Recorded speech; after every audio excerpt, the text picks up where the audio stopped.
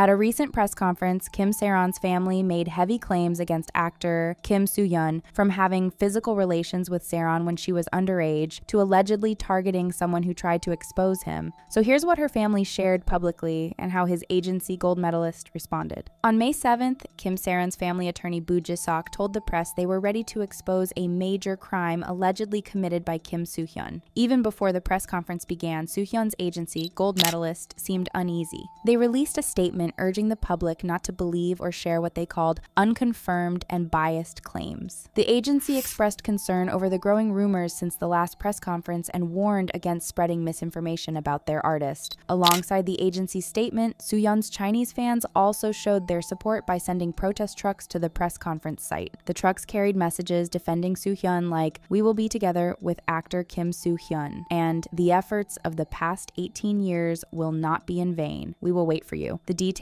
revealed at the press conference left little room for delay. Initially, attorney Boo Ji-sok and Garosero Institute's Kim Soohyun had planned to go public after the presidential election, but they decided to move forward sooner due to how serious things had become. During the press event, they played an audio clip reportedly recorded on January 10th, where Saeron is heard speaking with someone she knows about her past with Soohyun. In the clip, she says they were in a relationship that began when she was still in middle school and continued until she started university. When the acquaintance asked if anything physical happened after she became an adult, Saeron responded that their first physical encounter actually took place during her second year of middle school, around age 13 or 14 during winter break. In the recording, she also begins to question whether she may have been taken advantage of, which the other person agrees with, before expressing anger over the situation. Saeron went on to say, "There aren't many people who know that we dated when I was in middle school, but they all had the same reaction. They saw me as the crazy one, asked why I was letting him get away with it." Another disturbing claim made at the press conference was that Soohyun had been involved with a female idol and reportedly took photos during their intimate moments, photos he would later show to Saeron. According to what Saeron told the other person in the recording, the idol was saved in his phone under the nickname Seaweed, supposedly because of how she smelled. Saeron also said she had wanted to come forward with everything earlier, but the timing and situation never allowed her to.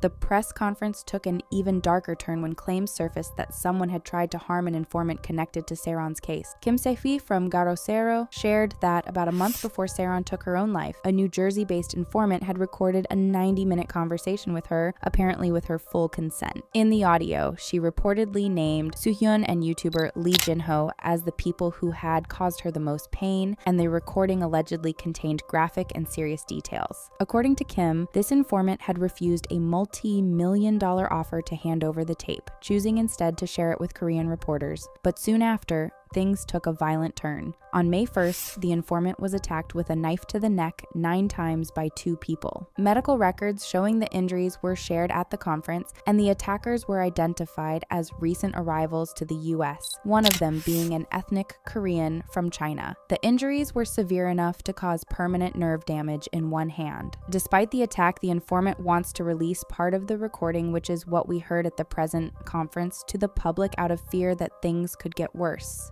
Kim Soohyun called the attack a clear attempt to silence the informant. It was also revealed that the case is being handled by the FBI instead of local New Jersey authorities. In response to all this, Saeron's family has filed a criminal complaint against Soohyun, accusing him of violating the Child Welfare Act. They said, "The family has confirmed that Kim Soohyun forced the late Kim Saeron, when she was a minor in her second year of middle school during winter break, to engage in obscene acts and subjected her to harassment and other forms of abuse." It was also revealed that there were some suspicious vehicles had been spotted near the home of Saeron's aunt, so the family said they had requested police protection for them and Garosero's Kim Soohyun. The press conference got a flurry of mixed reactions. Some, of course, were disgusted at what was revealed and asked for Soohyun to be thrown in jail. A Twitter user wrote, "May justice be served, because at this point, I'm disgusted beyond words." Another commenter said, "I want her to get justice so badly. Kim Soohyun needs to pay for his crimes." Some people felt a bit got more hopeful once they heard the FBI might be getting involved, especially since the person who was attacked is an American citizen. They thought this could finally lead to real accountability and possibly push the Korean government to take the case more seriously. But not everyone was convinced. A number of netizens were skeptical about the entire situation, from the accusations to the supposed evidence. Some thought the voice in the recording didn't sound natural, almost like someone pretending to be Saeron. Others even suggested it might be AI generated. Soohyun's fans in particular pushed back hard, saying the audio was fake and that the whole thing felt staged. They also pointed fingers at Garosero Institute, bringing up their past controversies and claiming that this might just be another attempt to stir up drama or push some wild political narrative like the ones they've been linked to before. There was even doubt cast on the images shown of the injured informant, as several online users claimed that those pictures weren't new at all and could be found with a simple internet search, further fueling the disbelief. In response, Gold Medalist fired back with a statement denying everything, saying the audio wasn't real to begin with. According to them, someone used AI to fake Saeron's voice and tried to sell the clip to the agency, claiming it painted Soohyun in a positive light. They say this person even sent over a short sample of the recording and then demanded money for the rest. The agency said that they refused to pay, claiming it was clear the voice was artificially generated and that the person behind it never had any real contact with Saeron. Gold Medalist claims that once the deal fell through, that same person turned to Garosero, who then went public with what they call a doctored and completely fake audio. They also denied the story about a whistleblower being attacked, saying the whole thing was made up and that the injury photos shown during the press conference were taken from the internet. Gold Medalist announced they plan to take legal action against Garosero Institute over everything shared at the press event. Lee Jinho also spoke out, backing up Gold Medalist and calling the whole thing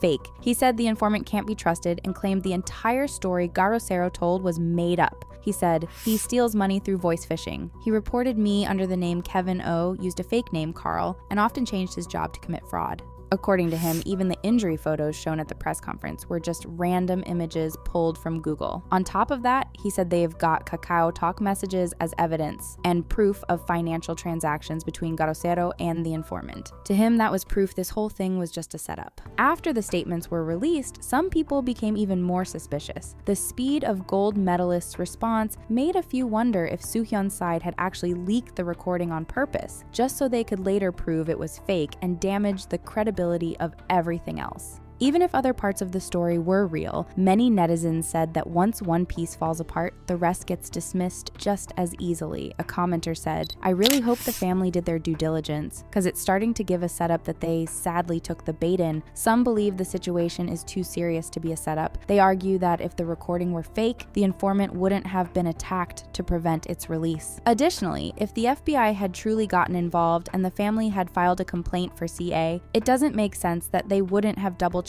the evidence. Others pointed to actor Darren Wong, who once hired thugs to attack a taxi driver over a dispute, and suggested it's not far-fetched to think Soohyun could do the same for the informant, considering his wealth, fame, and power. As for the photos of injuries that the Gold Medalist says are fake, it was actually clarified at the press conference that they were only examples, not actual injuries, which is why they can be found online through reverse image searches. As for the accusations that the audio recording is AI generated, people who studied the recording, including its metadata, found no signs of AI manipulation. They confirmed the bitrate, sample rate, and audio profile all match what you'd expect from a human-recorded file, likely from a phone or voice recorder. Furthermore, some noted that certain aspects of the recording, like natural breathing, emotional consistency, and contextual details, are hard for AI to replicate, supporting the claim that the recording is real. Neither Garosero nor Saeron's family have addressed the claims that the evidence is fabricated, and Gold Medalist has not yet released the recording they say the informant gave them, which supposedly features an AI-generated Saeron speaking positively about Soohyun. It seems like we're all just waiting for confirmation or more proof from both sides. However, since Gold Medalist is the one claiming the voice recordings are fake, it's up to them to provide evidence to support their claims. So stay tuned to see how this unfolds.